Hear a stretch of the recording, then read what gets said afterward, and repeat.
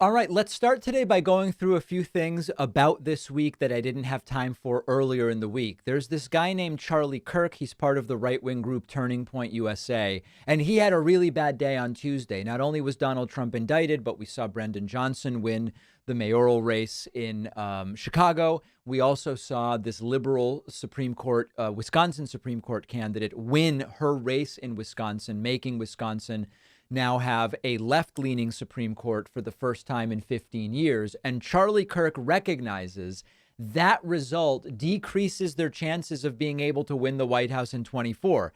He won't say why, but obviously it's because they plan to cheat. They plan to go to the Supreme Court of Wisconsin to try to get the Wisconsin electoral votes in 2024, whether or not their candidate gets the most votes. Take a listen to this. Yesterday was not a good day. For you. Not only was Trump arraigned, Wisconsin was a blowout, and there goes the Wisconsin Supreme Court, and it decreases our chance to be able to win the White House in 2024. It's not impossible, but we tried to warn people. Turning Point Action was on the ground. We were knocking on doors trying to raise money. The RNC, nowhere to be found. MIA, that's why we tried to do everything we could to get regime change done at the RNC. They wouldn't be bothered. They were too busy doing their things that they do, which is nothing but pay themselves and take care of their D.C. consultants. And then Chicago, not as if it was going in a hopeful direction, decided to elect an outright Marxist. Total Marxist is going to become mayor of Chicago. Okay, he's not a Marxist, but let's focus in on the Supreme Court piece of this.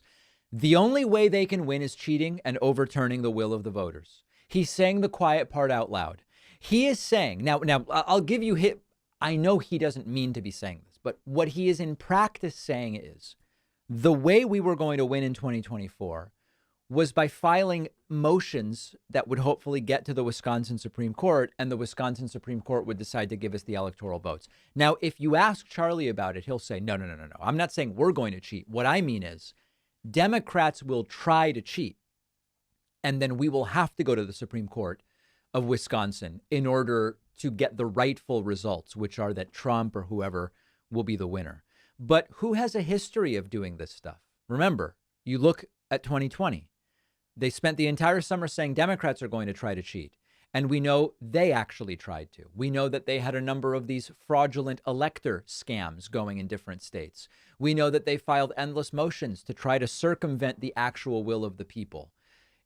This is actually very good news for Wisconsin, where in Wisconsin, you have women worried about losing control over their own medical care, who now have a better shot at retaining it thanks to the change in the Wisconsin Supreme Court. And of course, the fact that Charlie Kirk's big concern is we were relying on that court in order to try to win in 2024 tells you everything you need to know about who and what they care about. He's saying the quiet part out loud. That Wisconsin result could end up being really important. Speaking of cults, right-wing commentator Anna Perez says she'd be willing to take a bullet for Trump and that Trump would be willing to take a bullet for her. This is interesting on a few different levels. Let's take a listen to it. Something that really kind of inspired me before I did this show was hearing what Ryan said in the episode that he did today. Right before this, he said, I would take a bullet for President Trump. And when he said that, at first I was a little taken aback. I was like, all right, Ryan, that's a little much. But then I thought about it for a split second, and then I realized, no, it's not. You know why? Because President Trump would take a bullet for me. President Trump is taking a bullet for me. President Trump is prepared to take a bullet for all of us. And of course, that is not true. So let's talk about a couple different things here. First of all, it's funny to me that these Trump supporters still think Trump cares about them. It's so abundantly apparent now, beyond any question, that Trump does not like his supporters. Trump has spent his entire life as a rich guy from New York City trying to stay away from folks that are like the vast majority of those who support him. That's first. Trump would not take a bullet for anyone. Remember when Trump said he would have run into the building where there was a shooter? No, he would not. So they are wrongly assessing that Trump cares about them. But this is a great reminder about cult-like traits. You've got your leader who demands complete loyalty and obedience from their followers. Trump fits that description perfectly. During the presidency, since leaving office, He demands every follower must always remain loyal above all else. He'll use fear. He'll use intimidation to keep them in line. And when they go off script, Trump instantly abandons them. Another sign of a cult is using propaganda techniques to manipulate your followers. And again, Trump does it. He lies all the time to his followers and says, don't believe what you're hearing and seeing. Simply believe what I tell you. And if anyone criticizes me, you know they're lying and they're trying to deceive you. And the followers buy it and they go, wow, this person criticized Trump. Let's go and attack that person. It's blind cult behavior. Cults also do the us versus them thing. If you're not part of the group, you're part of the enemy. You're either with us or against us. And this is something that is super common with Trump supporters. If you disagree with them, you're demonized. You're fake news. News article, adversarial to Trump, fake news. Political view, different than Trump's, un-American, Marxist, communist. And it's a sort of extreme tribalism, and it is very cult-like. And then the other thing I think is important to mention is that cults often will require members, it'll just happen over time, to kind of give up their own identities and to conform to the beliefs and the practices and sometimes even the physical appearance and the slang and the ideology, the physical, the clothing, etc., of the cult. And Trump supporters have shown that as well. And it's not just literally the red MAGA hats. It's the adopting these irrational beliefs, embracing conspiracy theories simply because this is what the group now believes, rejecting science, threatening violence in defense of their beliefs. So all of the warning signs are clear. This is a cult. Anna Perez embodies that. Blind loyalty, propaganda, us versus them, willingness to give up your own identity. And we need to simply call it out to prevent others from falling in. I don't know that I can save Anna Perez. I really don't. But maybe we can prevent someone else from falling into this insanity. Alex Jones is turning on Trump and Trump supporters. And I have to tell you, this broken clocks, the entire thing. Alex Jones' analysis of Trump's Tuesday night rant at Mar-a-Lago actually is quite accurately assessing the reality of Trump and his own supporters. I'll just play it for you.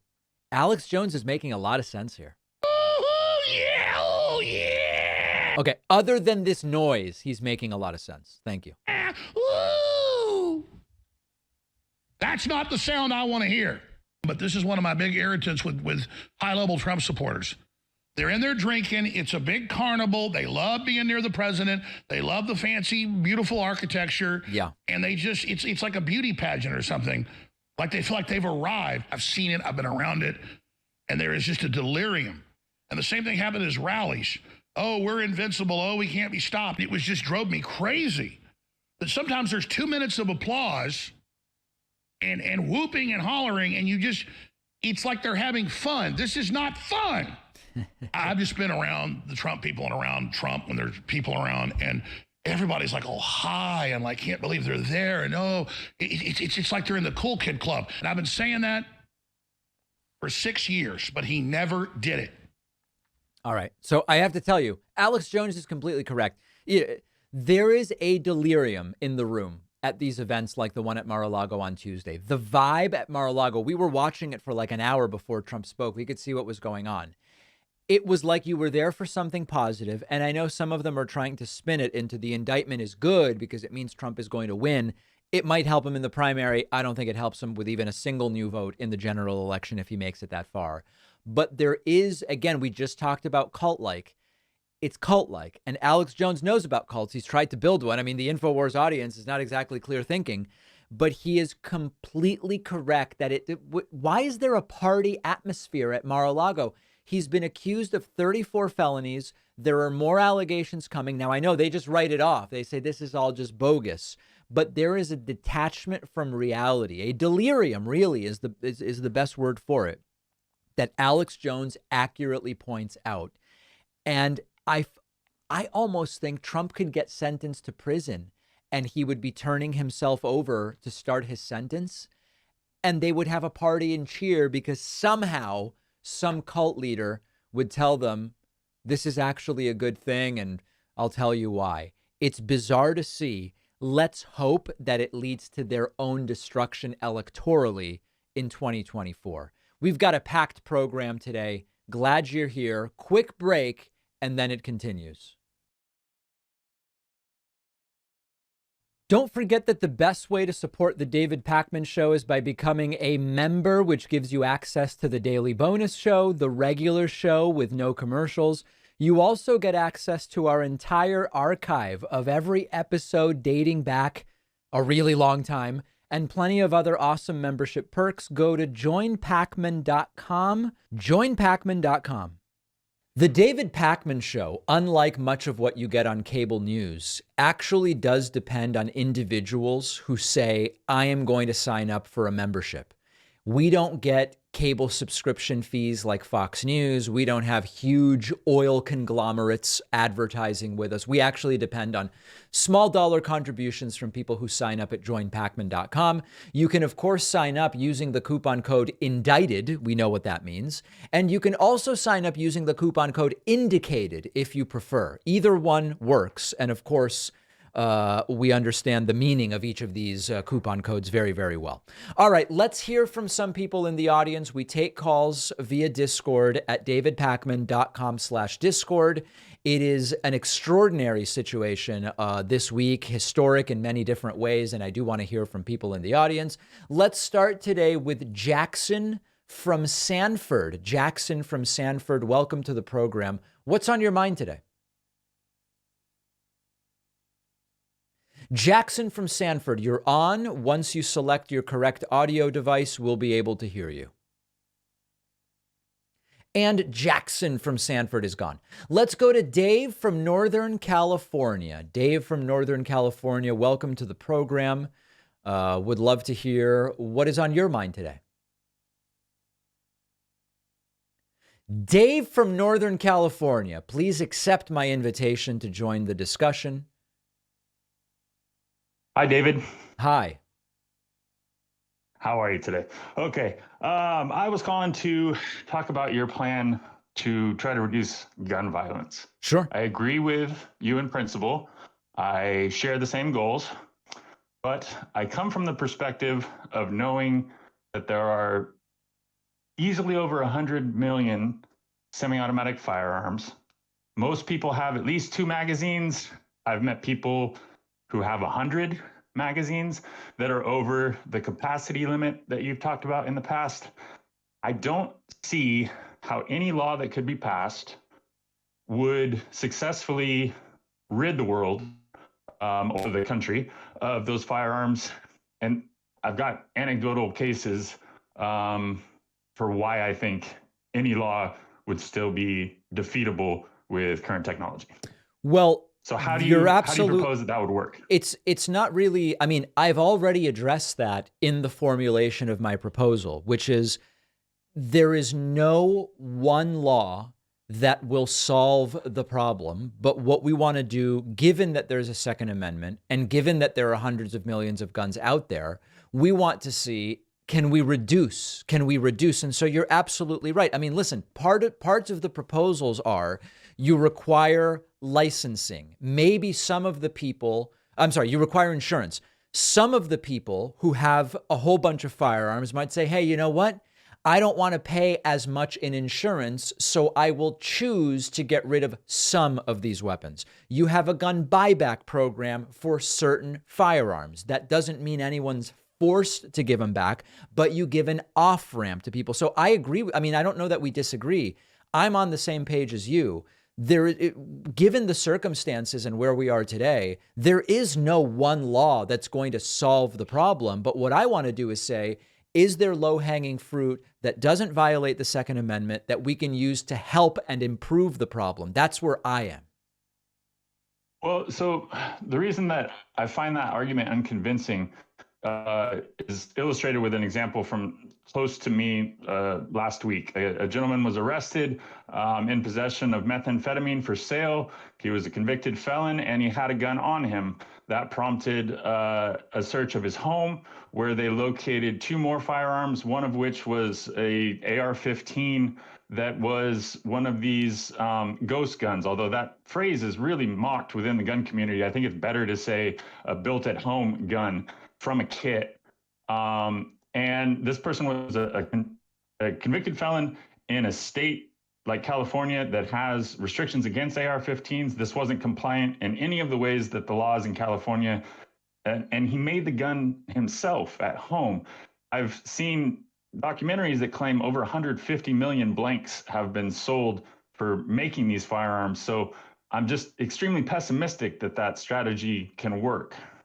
Yeah, and like I said, you're sort of proving my point, which is, of course, you are going to have stories like that, and you are right. It's possible that my 10 ideas wouldn't have prevented this guy in California from having built a gun, and I don't purport to have a solution to that. So again, I don't think we're in disagreement. I think we're up against a real challenge here, but we can't say, since it won't solve that problem you just identified, we should do nothing. That I can't get behind. Yeah, and I understand that very much. I guess what I'm trying to do is direct the conversation towards solutions I think have any chance whatsoever. And the political Dave, give me one such for solution. I've got 40 people waiting, but give me one such solution we can think about, and then I'm going to move on. Okay. Well, that's the problem, is I don't have one, and I understand completely what you're saying. It's time to move on. So thank you very much for taking my call, and congratulations on the birth of your child. All right, Dave from Northern California. Great to hear from you. Let's go to Amos from Kansas. Amos from Kansas City, welcome to the program. What's on your mind today? Hi, David. I'm a longtime listener, longtime supporter of you, and I'm happy to be on here. First time I've ever gotten on. But first, I had a question, but I wanted to answer one of your questions that you asked a couple of weeks ago. But Sure. Lauren Boebert loves to say those words, pleading the blood of Jesus. Yeah. I was born and raised apostolic Pentecostal, so I could tell you what that means. Please, what does it mean?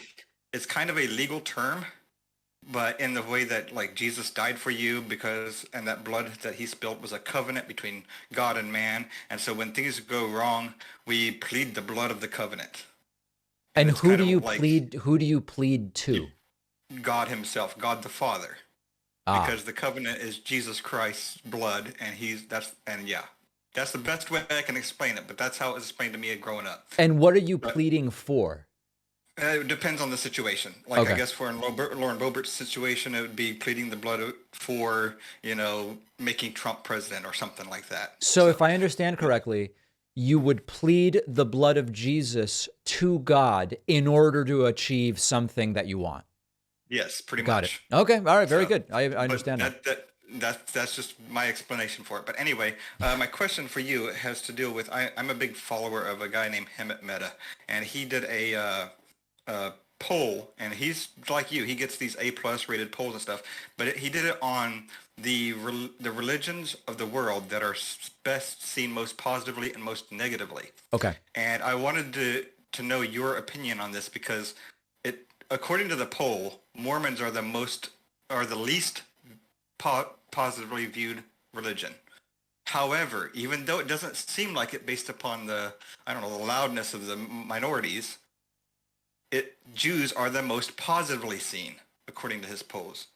Yeah. Have you ever heard anything like that? Let's be clear. The poll you're referring to is a Pew Research Center poll. So I think it's important when we say his poll. I follow him on Twitter. It's a Pew Research Center poll, so quite reputable. This is only among Americans. I think it's important to mention. That's one thing. These are not global views about these different religions. And you're absolutely right. Among Americans, Jews followed by, it's kind of complicated because of how this is ranked. Jews almost perfectly followed by Catholics, then mainline Protestants, then evangelical Christians, then atheists, Muslims, and Mormons in that order are seen as most favorable to sort of like least favorable. The difficulty about that poll is it's all kind of low numbers. Like the difference between the least favorable, which is Mormons, and Jews, which is the most favorable, is only 20 points. It's 15 to 35. So I have a couple different thoughts on this. Number one, the U.S. has a different sort of perspective on a lot of these religions than the world. So like, I think that Mormonism might be seen differently in other parts of the world where the population of Mormons is very different. I mean, it's a very interesting poll. I don't really know what to make of it.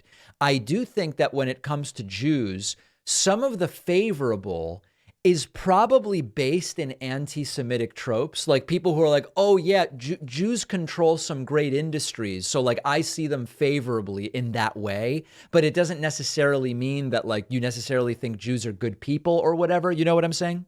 Right.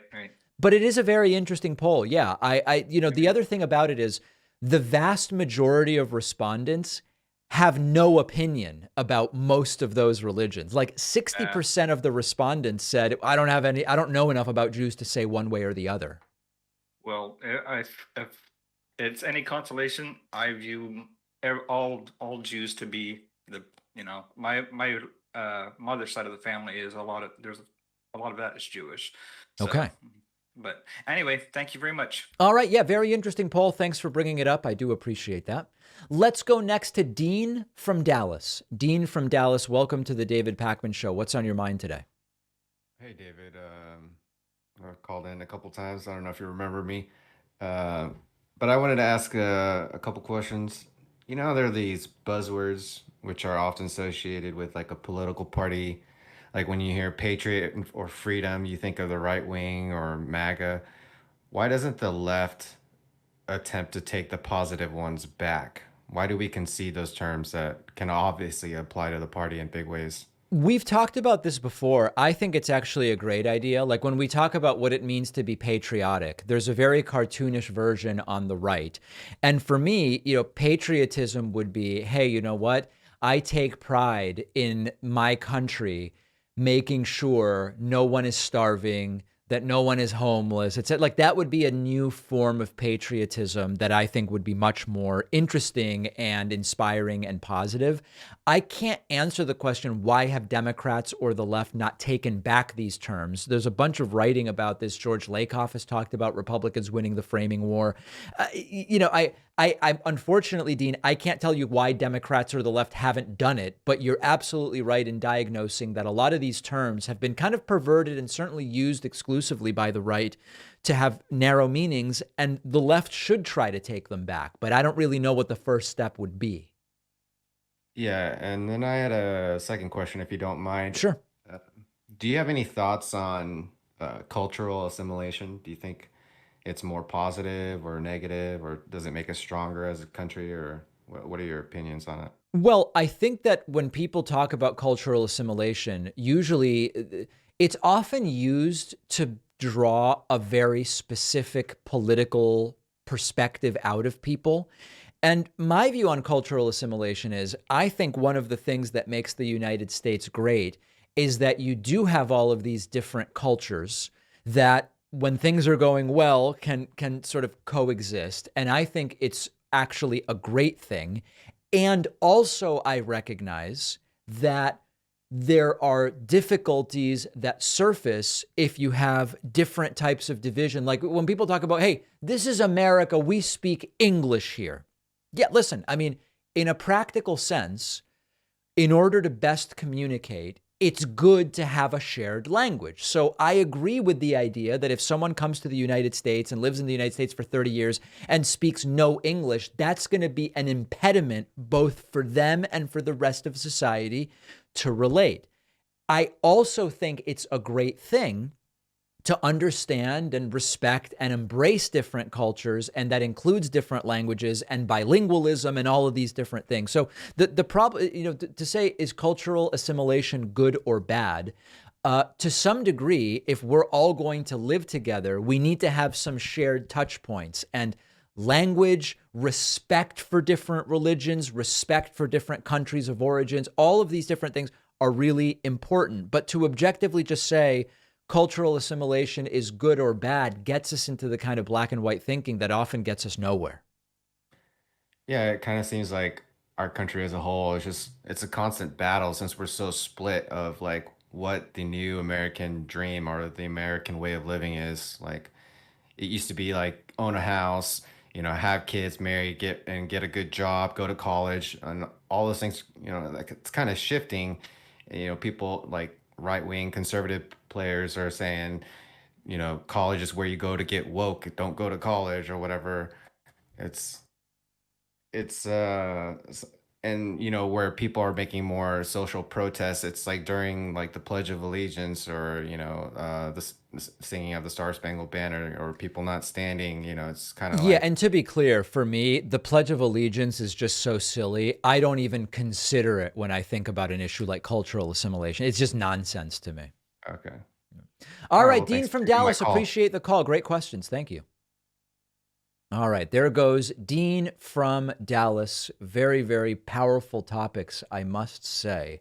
Let's go to Dan from Illinois. Dan from Illinois, welcome to the David Pakman Show. What's on your mind today? Hi, David. Can you hear me? Yes, I can. Oh, I'm so glad you picked me. Before I get to my question, I wanted to congratulate you on having such an excellent show. I've been a viewer for a couple of years now, and I think the reason why I've become a daily viewer of yours is because the quality of what you do and the degree to which you think through and present things is so above and beyond what is out there. Wow. Well, I just don't appreciate hear that.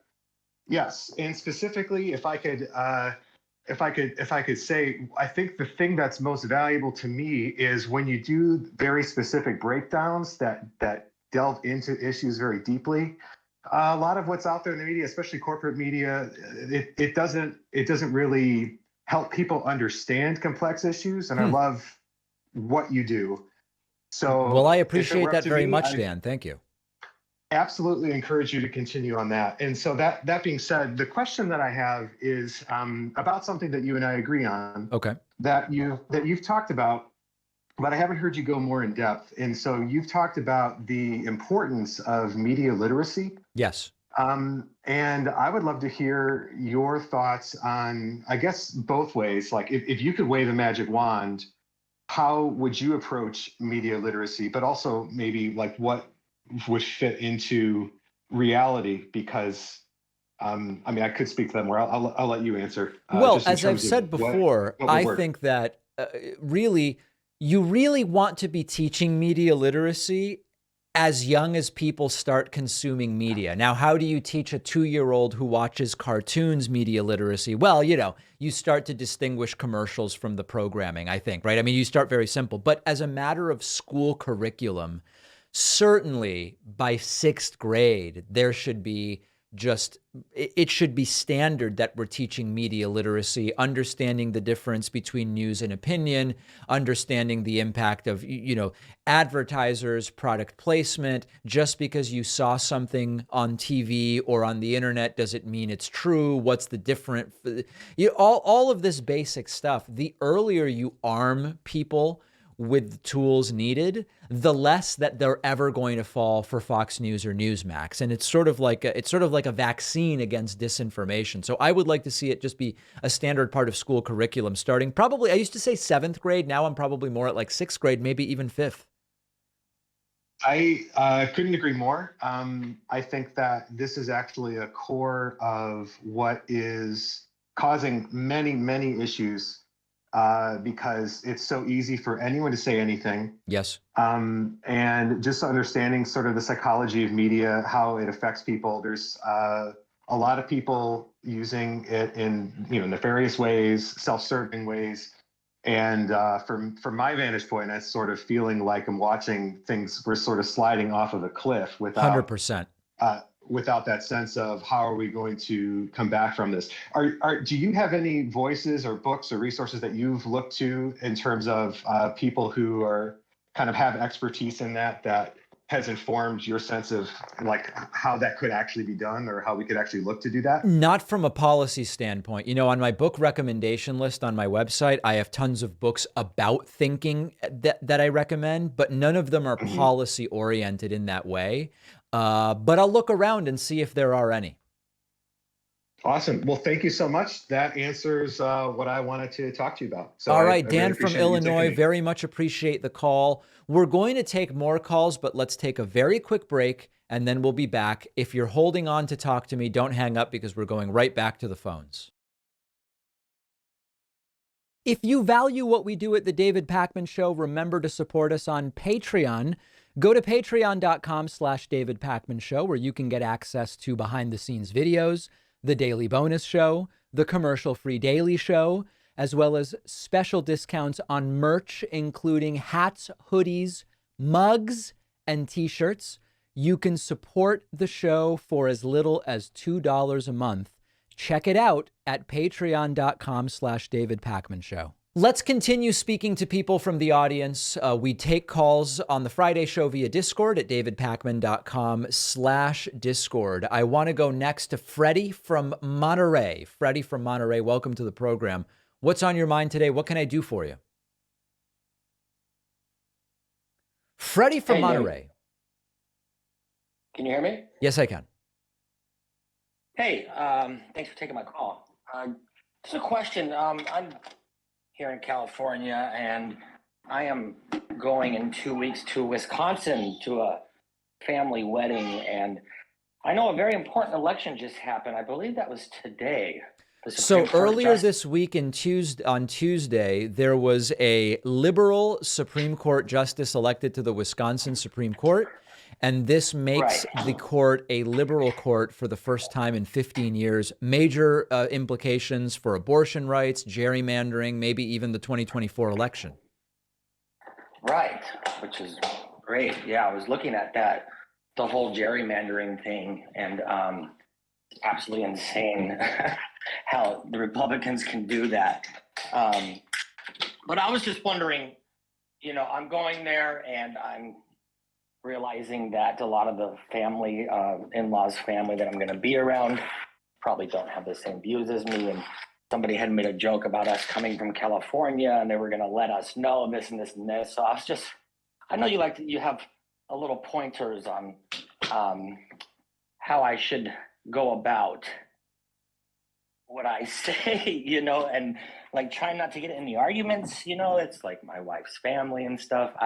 I don't know. Well, here are my suggestions. I actually wrote a guide about this. And if you go to davidpakman.com/guide, some people call it a white paper, some call it a guide. This is free. It's like 10 pages. It's called Building Arguments Without Burning Bridges. And it'll give you a lot of ideas. And fundamentally, the decision you have to make is, what sort of relationship do you want to have with the folks you're visiting? And that will kind of inform how confrontational or adversarial you want to be. But yeah, free guide available on that topic, davidpakman.com/guide. Oh, great. That's cool. Okay. Yeah. I'm pretty excited about, the results that happened over there. And I'm like, oh yeah, I'm going to Wisconsin. This is great. But then I'm like, oh, should I show how excited I am? Or, it's like, I got to just play it by ear, I guess. I think that's the smartest thing. All right, cool. Well, that's about it. Thanks for All right. Thanks, Freddie. Freddie's got a lot going on there and headed to Wisconsin very soon, which I'm sure will be a very, very powerful trip. Let's go to Bert from New Jersey. Bert from New Jersey, welcome to the program. What's on your mind today? Hey, David, hear me okay? Yeah. Okay, awesome. I'm calling a lot about economic issues. I promise I'll call about other things, but a couple more to get off my chest. Sure. You hear a compromise a lot from the right about Trump, where they'll say like, I don't like him as a person, but I don't disagree with his policies, right? Right. I think a lot of that comes from people on the left tend to criticize him a little too much. I think that filters out the criticism. It doesn't make its way to his policies enough, right? And I'll give you an example of one that I think you agree with me on. For example, like the PPP loan policy, right? Yes. We can now look back at that and we can say that was just an abysmal, terrible policy. You could say it's the greatest form of socialism ever implemented. We're just shoveling money at people like crazy. Well, hold on a second. So let's see if we can break that down a little bit, Bert. So when you say we were shoveling money, are you talking specifically about the business PPP aspect, or are you talking about the COVID stimulus more broadly where money was just sent to people? Yes, good question. Let me clarify. I'm talking about the business side of things. Right? Okay. The problem for me for the PPP program was not that you were just giving businesses money. The problem for me was that there wasn't enough oversight. There was tons of fraud, and it ended up being a horrible slush fund. That was my problem with it. Right, but I think the policy around it was garbage, and here's why. I don't know if you took PPP loans for your business or not. I'm a head of finance for a technology startup. And it was my job to go out and administer that PPP loan. Yep. Right? So I had to sign the paperwork and all the things. I I was shocked at how little there was to qualify. All you had to do is check a box that says, yes, my business has been negatively affected by COVID. Unless you're in the business of selling toilet paper or making coffee filters, who's not going to check that box? Right. Yeah. And listen, I decided not to take the money. I later learned that there were other people in my cohort who did take some of that money. It is true that the IRS is heavily focusing on now auditing people who fraudulently took money. I feel fine. I mean, yeah, listen, I get it. There was government money out there for the taking. I don't regret not taking it. I mean, everybody was home watching shows. We had a really great year that year. Like it would have just been wrong for me to take it. But your point is absolutely correct. It was too easy to get that money. Right, and Tom Brady got $1 million loan. Like, why does the government to bail Tom Brady's company out? Right, that's just one example. In my circle, the common talk about was, hey, this is free money. Go out and get it. Right, and you needed to prove you needed it. So my question is, now that we can look back at this, why is it sounds like I'm criticizing the right? I'm actually more criticizing the left. Like, why isn't this being talked about? This is a terrible policy that caused inflation. I can go down a list of all the things that happened here. Why isn't this being brought up? Well, I think the left has to criticize both Trump policy and Trump sort of like tone and the non-policy stuff. I think for a lot of people, the reality is, Bert, because of attention spans and so many other different factors, it's much easier to remind people about, Trump believed everything Putin told him, and he believed everything Kim Jong-un told him, and he drew on a marker on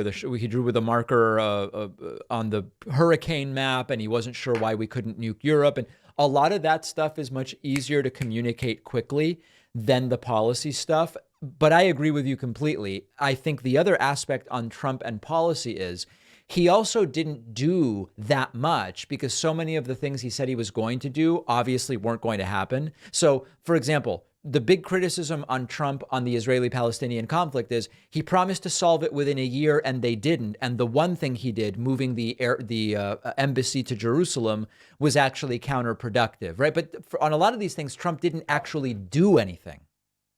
Right. No, absolutely. The other thing I think about too is like, what if the roles reversed here? What if this was Obama, right? What would the right be saying about this? This would be like Benghazi 2.0. There'd be committees, there'd be investigations. Yeah. How would you let this much taxpayer money go to fraud, right? None of that seems to be happening. So they'd be demanding that Obama be put in prison if he had overseen PPP. There's no doubt about that. Exactly. Bert, good points and well made. I appreciate it. Thank you, David. All right, Bert from New Jersey. Excellent stuff. Let's go next. Why don't we go to Peter from Allentown? Peter from Allentown, welcome to the program. What's on your mind today?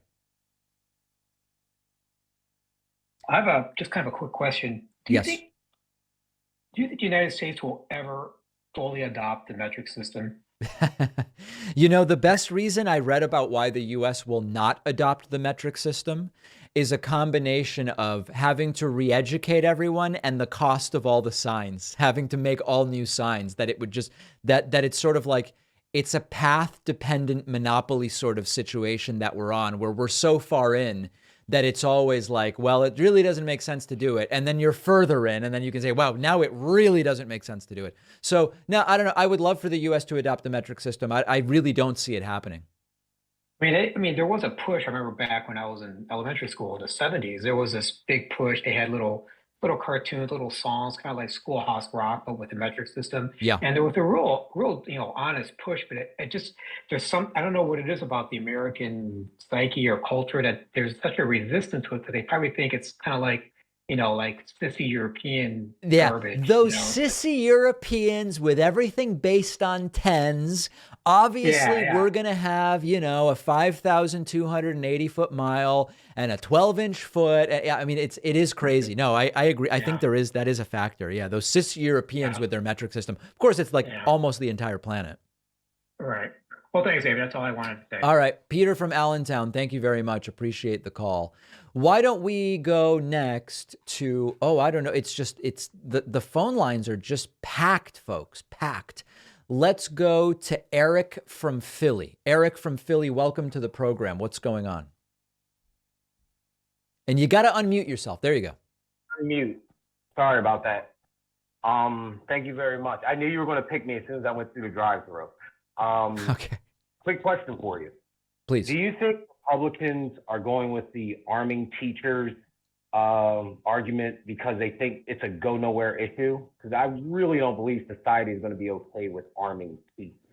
I don't know. I mean, I think that there are private schools that there might even be some private schools that have done it and maybe some that will. But I do think you're right that as a matter of public schools, teachers aren't going to be armed anytime soon. And part of what Republicans need is anytime somebody like me proposes, 10 different things we could do about gun safety, they say no to all of them. And some of those Republicans and right wingers and gun people would like to at least be able to pretend that they're offering something as opposed to just saying no. And so I think part of what you're suspecting is correct, which is they go, well, let's arm teachers and let's lock the doors or whatever, just so they can say, we're not saying do nothing. Here's what we want to do. And of course, they're never really going to have to legislate it because public schools, I would never say never, Eric, because never is a long time. But at any time soon, we are not going to see teachers armed at public schools. All right. Thanks for answering my question. I appreciate it. All right, Eric from Philly, thank you very much. Great to hear from you. Why don't we go next to Caesar from Florida? Caesar from Florida, welcome to the program. What's on your mind today? Caesar, please. Caesar, I'm guessing you have the wrong audio device selected. Oh boy. That's really too bad. Let's try Josiah from North Carolina. Josiah, welcome to the program. What's going on, D-Pack? How are you? Doing well. So obviously big news from Wisconsin. Yes. Have you heard that Republicans in Wisconsin are already, at least a few of them, talking about impeaching Justice Protasewicz? I did not hear that. For what reason? Well, I mean, right now they're just kind of forecasting it. They would come up with grounds that she's not going to abide by her oath. She's not going to support Wisconsin law. Right. And the idea is just, throw anything at her that sticks. Would you be surprised if they do that? If they actually impeach her or if they try to? Try to. Oh, no, it would not surprise me. But, oftentimes it's sort of like Marjorie Taylor Greene has tried to impeach Joe Biden, but it doesn't even get started. So, the word try is doing a lot of heavy work there. You know what I mean? The bulk of my question concerns actually my state, North Carolina. I don't know if you heard this, but one of our state representatives, her name is Tricia Cotham, just this morning, she formally announced that she was switching from the Democratic Party to the Republican Party, even though she ran as a Democrat in November and was just sworn in January. My first question is, do you consider this fraudulent or unethical? So I think the problem with fraudulent or unethical is, can you prove that this was her intent at the time? Obviously, you're allowed to switch party. But if there was I think in order to demonstrate that it's fraudulent, you would have to demonstrate that this was part of a plan all the way from the beginning. I don't know whether you can demonstrate that or not. If you could, I think it would certainly be fraudulent. That's fair. And certainly I agree to a legal scrutiny. I would not make the case that there's a compelling case to be made that you could prove it to a legal satisfaction. But yeah, I guess she ran as a progressive Democrat in Mecklenburg County, which is a really blue district of North Carolina. It's just right out, so it's part of Charlotte. Yeah. And it seems to me pretty sketch that in 3 months she's switching parties, switching platforms, and there's no runoff or recall provision there. Would you support in the event that a politician switches parties and switches platforms and things like that, that it triggers some sort of recall or runoff provision? That's really tough. I'm open to voters deciding whether they want a recall. I don't know about automatically doing it. And here's the difficulty. People do change positions during the time that they're in office. So then you would have to say, well, if you change positions enough, or if you change party, my view is the voters should be able to gather signatures if they want to recall someone, but it ultimately has to be up to the voters. I'm not going to say anytime you change party, there should be a recall election. That seems like too much, but you should be subject to a recall.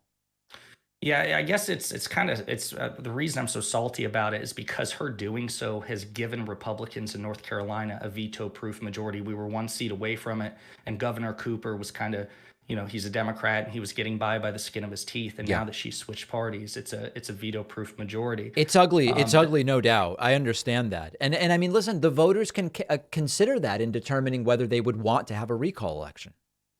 No, yeah, I agree. As far as I know, I don't think that it even allows like a recall election. I agree that you're probably right that an auto recall is probably too cumbersome, but there at least should be a provision that if enough of her constituents, like I think in the event of George Santos, right, the serial liar out of North Carolina, 80% out of New York, New York. Oh, yeah, sorry. I'm North Carolina brand at the moment. But yeah, New York, 80% of his constituents want him to resign. Right. And as far as I know, there's no recall provision there. Like even if enough of his constituents demand his resignation, he's allowed to serve the remainder of his term. It's not disgusting. every place has recall provisions, but very, very interesting situation there in North Carolina. I appreciate you telling us about it. I appreciate that, David. Have a good one. All right, there goes Josiah. And that'll do it for calls today. We'll take a quick break and then get to your emails and your tweets and your comments and the entire thing.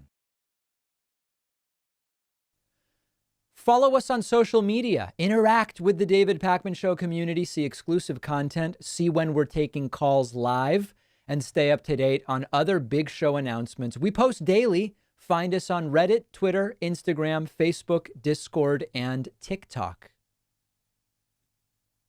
Okay, let's do Friday feedback. And many of you wrote to me and said, David, what is Friday feedback going to be like this week after what happened last week and going through the hate mob that came after you? Well, I'm not going to make this all negative. There were tens of thousands, if not hundreds of thousands, of disgusting hate messages, including many anti-Semitic.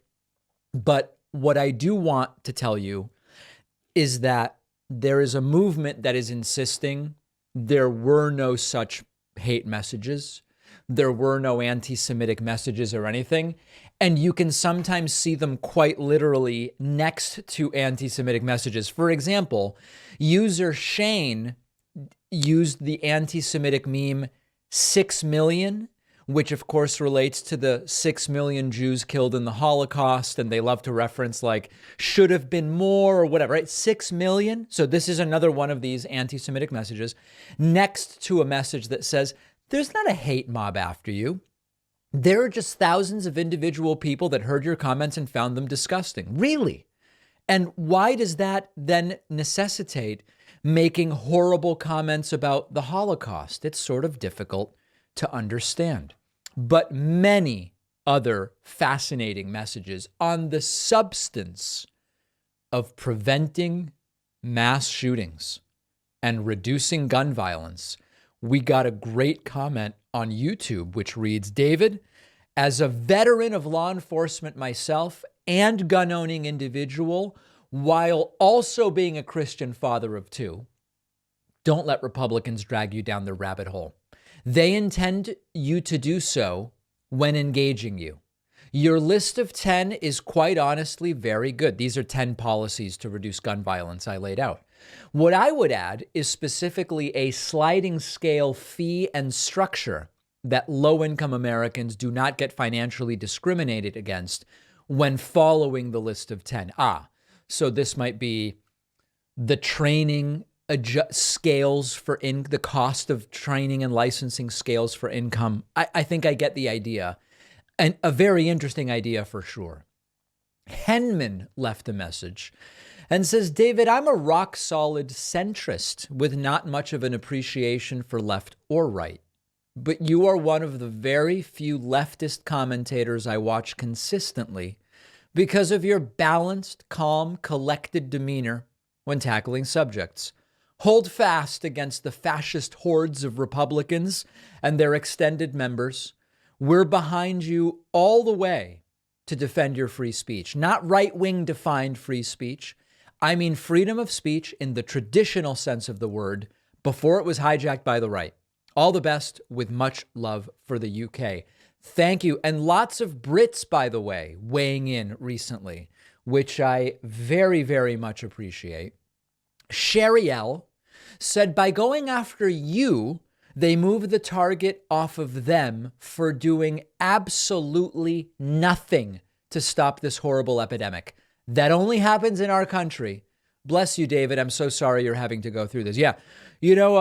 There must not be anything we can do to stop the scourge of gun violence.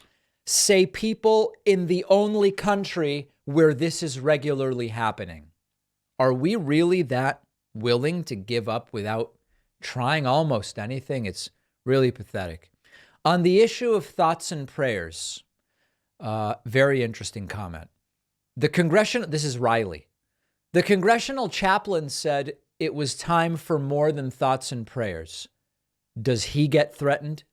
You're in the right, David. Yeah, and in fact, what's been really interesting since the blow up last week is that all sorts of the prayers aren't enough. Did they not pray correctly or hard enough sort of stuff?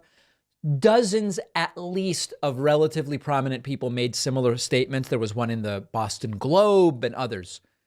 None of them generated any controversy. Okay, then we're moving on to some other issues.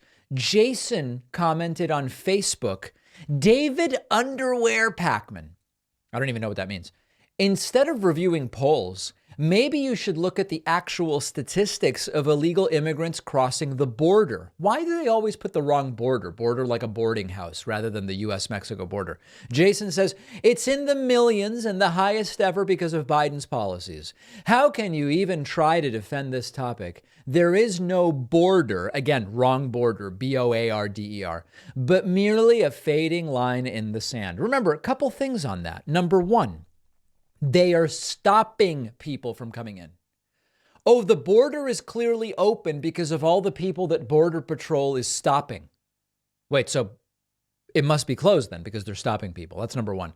Number two, we know a lot about the surge of attempts under Joe Biden. It started to increase under Trump as COVID waned, mobility resumed, and people started again trying to come over the border in greater numbers.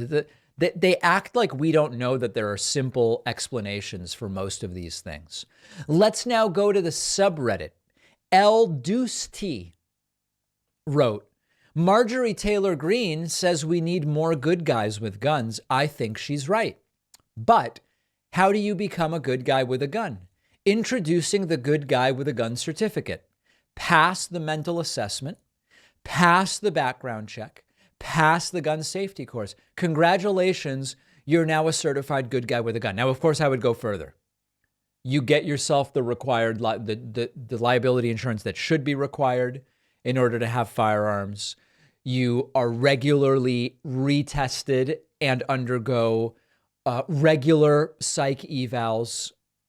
You are limited in terms of high capacity magazines based on your age. It's quite an extensive list.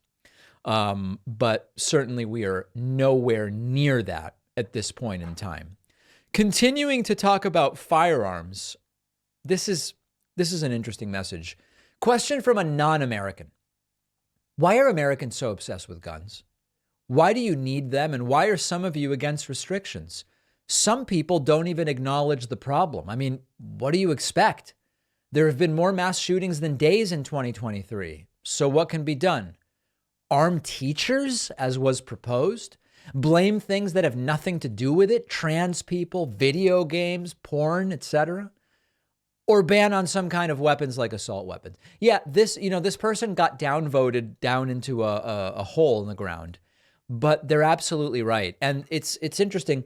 There are right-wing pro-gun people who bristle at the idea that sissy Europeans might tell us what to do with guns. Well, we should look at it a different way. We should say people from countries that don't have this epidemic of gun violence are shocked and horrified by what's happening in the United States. Maybe we should consider whether they have something to offer. And this is part of the problem, as when I was on the PBD program, Patrick Bet-David's podcast, and I explained, under Trump, global opinion of the U.S. and of the presidency was in the toilet. And the response when they can no longer deny the facts is to say, why do we care what other countries think of us? If other countries don't like us, if other countries are scared of us, that means we're doing the best possible thing we can for Americans. And of course, that's obviously not the case insofar as we live in a globalized world. We're not this isolated country. We're not an island economically and literally, we're not an island. We actually do depend on other countries for so many things. And so this idea of what do we care what they think, it's predominantly an idea on the right, and it's extraordinarily short-sighted. And unfortunately, that's the issue, right? Oh my God, look, someone from a country that has no gun violence has the audacity to say, what the hell is wrong with you people in the US? Yeah, that should really make you think, oh wow, you mean this is optional? It doesn't have to be like this? Give me a break, guys. All right, and then more superficially, there was a poll done on our subreddit. What's your favorite nickname for Ron DeSantis? The options were Ron DeSanctimonious, Tiny D, Meatball Ron, Gay Ron, which I don't even understand, Deep State Ron, or something else. Overwhelmingly, our Reddit audience prefers Meatball Ron as the name for Ron DeSantis. I have to tell you, I don't really love it. I don't really love it. And I know that Ron DeSanctimonious is a problem because many Republicans wouldn't know how to spell sanctimonious nor what it means. So that one's problematic. I still like Wrong Death Santis. Wrong Death Santis. But it's a little tough to say. Open to ideas. This guy may not even end up running. So let's wait and see before we subject him to a permanent nickname. All right, keep those messages coming. You can email info@davidpakman.com. You might post to the subreddit and it could end up on Friday Feedback. You might make a comment on YouTube or send a tweet or, God forbid, make a Facebook comment. Any of these things could end up with you in Friday Feedback. We have a tremendous bonus show for you today. I will be away the next few days and be back with you next Friday. We will have a mix of guest hosts, including producer Pat and others. I think people will like it. If you hate all of the guest hosts, you'll be furious. If you like one of the guest hosts, hopefully there will be a little something for everyone next week. All right, everybody. So I'll see you then. On to the bonus show. Onward and upward.